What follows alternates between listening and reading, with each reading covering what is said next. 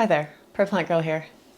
Today we're going to talk about the seeds that you probably want to be getting started in April for a cold climate, short season like the one I live in. I live in a zone 3, kind of moving into a zone 4, but mostly zone 3, 110 average frost-free days growing zone. And my average last frost date is about May 24th. So I am preparing to have most of these plants ready for planting, within 2 weeks before to 2 weeks after, depending on the plant, of that May 24th date. So if you live in a similar zone, then you are probably in that 4 to 8 weeks before your average last frost date, just like I am. And these are the things that you might want to be starting indoors, or there's a few that you'll be able to be planting even outside towards the end of the month, for the month of April. April is a really busy month as we ramp up our seed starting. And I like to start a lot of seeds. But some of these plants are going to be fairly common plants that you could buy at the garden center as starts, and that might be the way that you want to go. You have to keep in mind how much space you have for starting seeds and how much time and energy you want to put into taking care of those seedlings, because most of these are going to need at least 1 month of care before they go out, if not 2. So let's get into the list.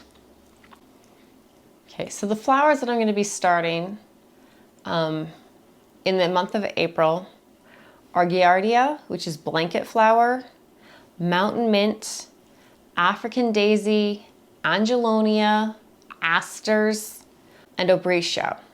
Nicotiana, nemophila, ornamental millet, osteospermum, Russian bug loss, which is Echium russicum. And then you could also be starting your sweet peas. And sweet peas you could be starting indoors, or if if the weather is looking pretty good with no really hard freezes, it could take late frost. You could be even planting sweet peas outside if you have some workable ground that's not like laying in water and soaking wet yet. You could be planting your sweet peas directly into the ground. The same thing with poppies. You could be taking the seed out and just sprinkling it in the area that you want, and they'll probably actually grow better for you doing them that way than starting the seeds inside. There are other plants that often will be recommended to start for flowers in this 4 to 8 week period. And several of them I've done both ways, either starting them indoors or just direct sowing them at the, around that last frost date. And you'll get good results either way. You'll just get earlier blooms if you start them inside earlier, but sometimes they can take up a lot of space and it's just easier to do them outside. So those plants that you could do either start indoors early, or they can wait and you will still get a pretty good show planting them directly into the garden around your last frost date, are your bachelor buttons, your calendula, your zinnias, and your marigolds. Oh, and your cosmos. Cosmos are another one you could start indoors, or you could just wait and direct sow them into your garden.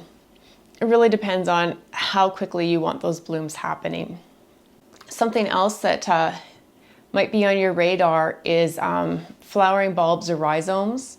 And April is the month when you should be starting to think about getting your cannas and your begonias out if you have some stored. Getting them woken up, planted up indoors, and getting them sprouted.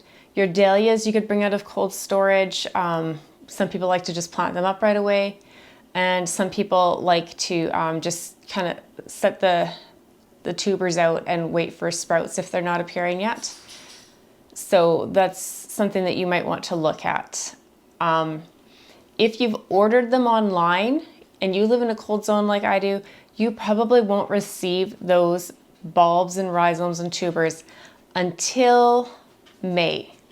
And that's fine, so don't panic if it's the beginning to end of May before you're seeing those things arriving in the mail. They can't ship them before that, or they could risk being frozen during transport. So That's okay. They'll just bloom a little bit later, but you just get them potted up as soon as they arrive. Gladiola are another one that you could be starting in April, and you can either start them in small little seed trays or planting containers, planting trays indoors and let them sprout just to get a little head start.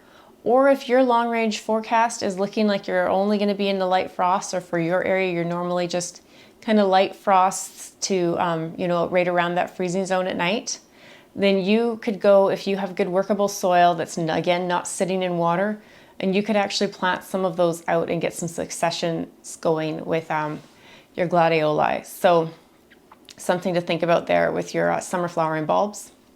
As far as your herbs go, now is the time that you probably want to get your like basil, thyme, lemon balm, and your oregano started indoors.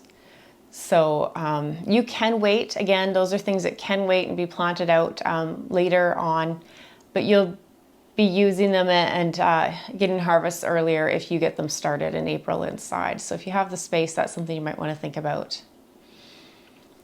Okay, so now vegetables. If you're into growing vegetables and you live in a cold climate, then chances are you probably start a few things indoors. And some of the biggest things for people starting indoors are tomatoes and peppers. And a lot of those suggest starting anywhere from 6 to 10 weeks early. So you're right in that zone. If you haven't started your tomatoes and peppers yet, you want to get those done near the beginning of the month. Tomatoes can wait a little bit longer. It just delays your harvest, and you want to just check your maturity dates on those things, as with any plants that you're growing, just to see, how much time you have to get them going. Eggplant are another one that's going to take a little bit longer, and you want to get them started and going towards the beginning of the month. If you haven't started your onions yet or your celery, I would get those started soon. The onions from seeds. Onions from sets can be direct sown right out in the garden around your last frost date. Onions from seed can be sown that way as well. They will just probably not form as large of a bulb for you, and they may not store as well. But you can wait. A lot of your cool weather crops can be started indoors now. You might want to get a jump start on the season by planting things like cauliflower, Brussels sprouts, kale, cabbage, broccoli. Start those all indoors, and some of them could even be put out or seeded out, depending on your exact situation, into the garden in April, especially towards the end of April. Again, it just depends on your forecast. I like to push my forecast. I like to put some protective covers and things over my planting spaces, and I can usually get things out quite a bit earlier that way. Another thing that you might want to look at, either starting indoors or even direct seeding towards the end of the month, is beets, kale, kohlrabi. You can be putting lettuce outdoors quite early on. They can handle cold weather. A lot of lettuces can. And peas. Peas can be started outdoors as well towards the end of the month. Even the middle of the month, I find it's quite often worth trying to get some peas in the ground. Again, it'll depend on, like I garden in raised beds, so they thaw out and warm up a little bit faster, and I have a lot of harvest guard frost blankets. I have low tunnels I can put over my bed if we, hit a cold snap in April, so I can put things out a little bit earlier sometimes. A lot of those brassica family things, as well as peas and lettuce, can take, a few degrees of frost. So to me, it's worth trying to put them out. Cauliflower is a little bit more tender. If you're going to be still having wide fluctuations in temperatures, and like really, really deep frosts, then you probably don't want to put your cauliflower outside yet, but you could be starting it indoors for sure. So that's what I'm going to be working on for the month of April. Hopefully it wasn't too confusing to you. I know it's kind of the month of April in these colder areas. can have vastly different temperatures. So some of you are probably, only touching around that freezing point at night now. And some of us, like my area here, are still, at risk of having days around that freezing temperature for the first part of April, and can even go into the end of April. It snowed here a couple days ago. So we just don't know, right? And we all need to just take our time and pay attention to the weather. It's okay I like to take some risks out in the garden, put things out a little bit early, and just know that I'm risking that I could lose some things. So I'm not going to be putting anything that's too precious or that I have no more seed to go again with. But I like to try. And this time of year, if you're planting things outdoors, it's always good to have some harvest guard or frost blankets, or even old sheets or towels or a cardboard box that you can just throw over top of things if you're going to be getting a really cold night or a few cold days in a row, and you can set those things over top of your plants, and that will generally keep them safe. Now, you don't want to leave them in complete darkness for days and days and days, but a night and a day and a night isn't going to kill them, and it'll be better than if they're getting a really hard frost for most things. So again, I hope this was helpful for you to think about the things that you might want to be getting going, and what seeds you have on hand, and what you need to get started. And don't feel bad if you don't want to be starting all these things. Some people feel like they have to start everything from seed, but there is nothing wrong with going to the garden center and picking up some plants when it gets closer to the time to actually be able to put them outside. It all comes down to time, effort, space, and what we are willing to do for those. It's, just as good to grab a plant at the garden center as it is to grab a pack of seeds and be starting them at home. So if you want to see how I grow any of these plants, then just let me know in the comments down below, and I'll try and get a video out for it and let you know how I do it.